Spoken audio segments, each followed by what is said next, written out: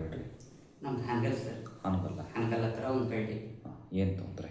ಅದೇ ಸರ್ ಹೊಟ್ಟೆ ನೋವು ಒಂದು 5 ವರ್ಷದಿಂದ ಹೊಟ್ಟೆ ನೋವು. ಹೊಟ್ಟೆ ನೋವು ಅಂತಂದರೆ ಏನು ಮೈ ಇರ್ತಾರೆ ಸರ್.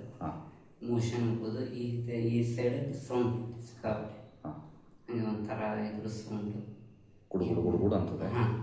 ಬೆನ್ನು ಭುಜ ನೋವು, ಸೊಂಟ ನೋವು, ಕೈ ಕಾಲು ಹತ್ತ ಇದೇ ಥರ. ಎಷ್ಟು ವಯಸ್ಸಿಗೆ ನಿಮಗೆ? ನಮ್ಗೆ 25 ಸರ್. ಕೆಲಸ ಏನು ಮಾಡೋದು? ಕೆಲಸ ಏನಿಲ್ಲ ಸರ್, ಅಗ್ರಿಕಲ್ಚರ್ ಬ್ಯಾಕ್ಗ್ರೌಂಡ್ ನಮ್ಮದು. ಮನೆ ಊಟನ ಹೊರಗಡೆ? ಮನೆ ಊಟನೇ ಸರ್. ಮೋಷನ್ ಕ್ಲಿಯರ್ ಇಲ್ಲ? ಮೋಷನ್ ಕ್ಲಿಯರ್ ಇಲ್ಲ ಸರ್. ಆಮೇಲೆ ಈ ಎಲ್ಲ ಕ್ಲಿಯರ್ ಆಗಂಗಿಲ್ಲ ಸರ್. ಮೋಷನ್ ಎಡಬದಿಯಲ್ಲಿ ನೋವು ಬರ್ತದೆ.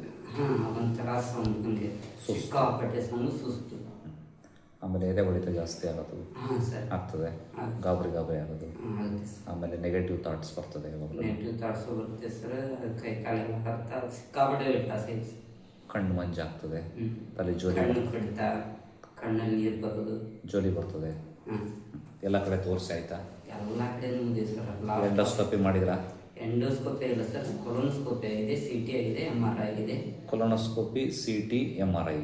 MRI, ಬಯಾಪ್ಸಿ ಒಂದಿದೆ. ಬಯಾಪ್ಸಿ ಇರ್ತಲ್ಲ. ಏನು ಹೇಳ್ತಾರೆ ಈಗ ನಿಮ್ಮ ಡಾಕ್ಟ್ರು? ಅದ್ರಲ್ಲಿ ಮೇಜರ್ ಅಂತ ಪ್ರಾಬ್ಲಮ್ ಏನು ಪ್ರಾಬ್ಲಮ್ ಇಲ್ಲ ಅಂತ ಹೇಳ್ತಿದ್ದಾರೆ. ಸಣ್ಣ ಪುಟ್ಟ ಇದು ಕೊಲೋನೋಸ್ಕೋಪಿಯಲ್ಲಿ ಚಿಕ್ಕದಾಗಿ ಗುಳಿ ಆಗಿದ್ದಾವೆ, ಇದು ಟ್ಯಾಬ್ಲೆಟ್ ತಗೋರಿ ಸರಿ ಹೋಗುತ್ತೆ ಅಂತ 3 ತಿಂಗಳು ತಗೊಂಡು ಏನು 1% ಕಡಿಮೆ ಆಗಿಲ್ಲ, ಬೇರೆ ಪ್ರಯೋಜನ ಆಗಲಿಲ್ಲ. ಆಮೇಲೆ CT ಮಾಡಿಸಿದೆ, CTಯಲ್ಲಿ ಅಷ್ಟೇ. ಆಮೇಲೆ MRI ಮಾಡಿಸಿದೆ, ಅದರಲ್ಲಿ ಅಷ್ಟೇ. ಒಂದು ಸ್ವಲ್ಪ ಡಸ್ಟ್ ಇದೆ ಇದರಲ್ಲಿ, ಅದೆಲ್ಲ ಕ್ಲೀನ್ ಆಗುತ್ತೆ, ಇದು ತಗೊಳ್ರಿ ಅಂದ್ಬಿಟ್ಟು. ಮತ್ತೆ ಎಷ್ಟು ಹಾಸ್ಪಿಟ್ಲ್ ಆದ್ವು ಈಗ? ಸರ್ ಎಷ್ಟು ಹಾಸ್ಪಿಟ್ಲ್ ಆದವು? ಏನಿಲ್ಲ ಸರ್, ಇವಾಗ ಒಂದು 10-12 ಹಾಸ್ಪಿಟ್ಲ್ 10ರಿಂದ 12 ಹಾಸ್ಪಿಟ್ಲ್ ಆದವು. ಎಷ್ಟು ವರ್ಷಗಳಿಂದ ಅನುಭವಿಸ್ತಾ ಇದ್ದೀರಿ? ಇವಾಗ ಸುಮಾರು ಒಂದು 4 ವರ್ಷ ಆಯ್ತು ಸರ್. 4 ವರ್ಷದಿಂದ ಅನುಭವಿಸ್ತಾ ಇದ್ದೀರಿ. ಓಕೆ. ಎಲ್ಲೂ ಅನುಕೂಲ ಆಗಿಲ್ಲ? ಎಲ್ಲೆಲ್ಲೂ ಇಲ್ಲ ಸರ್. ಫಸ್ಟಿಂದಾನೇ ನಿಮ್ಮ ವಿಡಿಯೋಸ್ ಎಲ್ಲ ನೋಡ್ತಿದ್ದೆ ಸರ್. ನಾನು ಈ ಆಯುರ್ವೇದ ಕನ್ನಡ ಟಿಪ್ಸ್ ಅಂತ ಇದೆಯಲ್ಲ, ಅದ್ರಲ್ಲಿ ನೋಡ್ತಿದ್ದೆ. ಬಟ್ ಹಂಗೆ ಮನೆ ಮದ್ದು ಹೇಳ್ತಿರ್ತಲ್ಲ, ಅದನ್ನೇ ಪಾಲಿಸ್ತಿದ್ದೆ ನಾನು. ಸ್ವಲ್ಪ ಆರಾಮ ಅನ್ಸೋದು, ಮತ್ತೆ ಸ್ವಲ್ಪ ಆರಾಮ ಅನ್ಸೋದು. ಇವಾಗ ನೀವು ಸುಲಭ ಆಯುರ್ವೇದ ಅಂತ ಒಂದು ಚಾನಲ್ ಐತಲ್ಲ, ಅದನ್ನ ನೋಡಿದ್ವಿ. ಅದನ್ನ ನೋಡಿ ನಾಭಿ ಚಿಕಿತ್ಸೆ ಬಗ್ಗೆ ಹೇಳಿದ್ರಲ್ಲ, ಅದನ್ನ ಒಂದು ಸ್ವಲ್ಪ ನಾನು ಹಿಂಗೇನೋ ಟ್ರೈ ಮಾಡಿ ನೋಡಿದ್ದೆ. ಅದಾಗಿರ್ಬೋದು ನಾನು ಅವತ್ತು ಒಂದ್ಸಲ ಕಾಲ್ ಮಾಡಿದ್ದೆ. ಈಗ ಏನಾಗ್ತದಪ್ಪ ಅಂತಂದರೆ, ನಿಮಗೆ ಎಲ್ಲ ರಿಪೋರ್ಟ್ಸ್ಗಳು ನಾರ್ಮಲ್ ಅದಾವೆ. ಗೊತ್ತಾಯಿತು?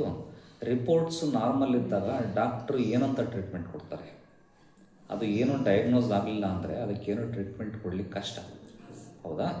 ಏನು ಸಮಸ್ಯೆ ಅಂತ ಗೊತ್ತಾದರೆ ಅದಕ್ಕೆ ತಕ್ಕಂಗೆ ಮೆಡಿಸಿನ್ಸ್ ಕೊಡ್ಬೋದು. ಸಮಸ್ಯೆ ಏನು ಅಂತಲೇ ಗೊತ್ತಾಗ್ತಾ ಇಲ್ಲ. ಇದು ನಾಭಿಯಲ್ಲಿ ವ್ಯತ್ಯಾಸ ಆಗಿರೋದು ನಿಜ. ನಾಭಿಯಲ್ಲಿ ವ್ಯತ್ಯಾಸ ಆದರೆ ಏನಾಗುತ್ತೆ ಗೊತ್ತಾ? ಈಗ ಸ್ಟವ್ ಇದೆ ನಿಮ್ಮ ಮನೆಯಲ್ಲಿ, ಗ್ಯಾಸ್ ಸ್ಟವ್ದು ಬರ್ನಲ್ ಇದೆಯಲ್ಲ, ಬರ್ನಲ್ಲು ಕರೆಕ್ಟಾಗಿ 90 ಡಿಗ್ರಿ ಇತ್ತು ಅಂತಂದರೆ ನಿಮಗೆ ಬ್ಲೂ ಫ್ಲೇಮ್ ಬರ್ತದೆ. ಕರೆಕ್ಟ್ ಅಲ್ಲ? ಬ್ಲೂ ಫ್ಲೇಮ್ ಬಂತು ಅಂದರೆ that is a hot flame. ಅದಕ್ಕೆ ತೀಕ್ಷ್ಣತೆ ಇರ್ತದೆ, ಅನ್ನ ಬೇಗ ಆಗ್ತದೆ. ಅದು ಸ್ವಲ್ಪ ಸೊಟ್ಟ ಮಾಡಿರಿ, ರೆಡ್ ಫ್ಲೇಮ್ ಬರ್ತದೆ. ರೆಡ್ ಫ್ಲೇಮ್ ಬಂತು ಅಂದರೆ it is not A hot flame. ಅದೇ ಥರ ನಮ್ಮ ನಾಭಿ ಇದೆಯಲ್ಲ, ಅಲ್ಲಿ ಅಗ್ನಿ ಉತ್ಪತ್ತಿ ಆಗ್ತದೆ, ಜಠರಾಗ್ನಿ ಅಂತಂದು. ಜಠರದಲ್ಲಿ ಅದರ ಆಕಾರ, ಪೊಸಿಷನ್ನು ಸ್ವಲ್ಪ ವ್ಯತ್ಯಾಸ ಆಯಿತು ಅಂತಂದರೆ ಡೈಜೆಷನ್ ಮೇಲೆ ವ್ಯತ್ಯಾಸ ಮಾಡ್ತದೆ. ಡೈಜೆಷನ್ನಲ್ಲಿ ವ್ಯತ್ಯಾಸ ಆಯಿತು ಅಂತಂದರೆ ಹೊಟ್ಟೆನಲ್ಲಿ ಗ್ಯಾಸ್ ಉತ್ಪತ್ತಿ ಆಗುತ್ತೆ. ಗ್ಯಾಸ್ ಉತ್ಪತ್ತಿ ಆಯಿತು ಅಂತಂದರೆ ವಾತ ಜಾಸ್ತಿ ಆಯಿತು ಅಂದರೆ ಮೈ ಡ್ರೈ. ನೀವು ಡ್ರೈ ಆಗ್ತಾ ಇಲ್ವಾ ಈಗ? ಸ್ಕಿನ್ ಎಲ್ಲ ಡ್ರೈ ಆಗ್ತಾ ಇಲ್ವಾ ಈಗ? ನೀವು ತಳ್ಳಗಾಗ್ತಾ ಇಲ್ವಾ ಈಗ? ಫುಲ್ ವೀಕ್ ಆಗಿದ್ದೀರಿ, ಹೌದಲ್ಲ? ಹೀಗೆ ದೇಹದಲ್ಲಿ ವಾಯು ಜಾಸ್ತಿ ಆಯಿತು ಅಂದರೆ ಅದು ನಿಮ್ಮನ್ನು ಕೃಶ ಮಾಡ್ತದೆ, ಒಣಗಿಸುತ್ತೆ. ಮೋಷನ್ ಹಾರ್ಡ್ ಆಗ್ತಾ ಇಲ್ವಾ ಈಗ ನಿಮಗೆ? ಒಂದೊಂದ್ಸರಿ ಲೂಸ್ ಆಗುತ್ತೆ, ಒಂದೊಂದ್ಸರಿ ಹಾರ್ಡ್ ಆಗುತ್ತೆ. ಹೀಗೆ ಒಟ್ಟು ಡೈಜೆಷನ್ ಇಂಪೇರ್ಮೆಂಟು ನಾಭಿ ವ್ಯತ್ಯಾಸ ಆಗೋದ್ರಿಂದ ಆಗುತ್ತೆ. ಆ ನಾಭಿಯನ್ನು ಸೆಟ್ ಮಾಡಿದಾಗ ಆಟೋಮೆಟಿಕಲಿ ಡೈಜೆಷನ್ ಇಂಪ್ರೂವ್ ಆಗ್ತದೆ. ಡೈಜೆಷನ್ ಇಂಪ್ರೂವ್ ಆಯಿತು ಅಂತಂದರೆ ತಿಂದಿದ್ದು ಆಹಾರ ಮೈಗೆ ಅಂಟುತ್ತೆ. ಗೊತ್ತಾಯ್ತಲ್ಲ? ಅಂಟಿತು ಅಂದರೆ ಮೈಗೆ ತಾಕತ್ತು ಬರುತ್ತೆ. ತಾಕತ್ತು ಬಂತು ಅಂದರೆ ಈ ಭುಜ ನೋವು, ಸೊಂಟ ನೋವು, ಕಾಲು ನೋವು ಎಲ್ಲ ಕಮ್ಮಿ ಆಗತ್ತೆ ಬರ್ತದೆ.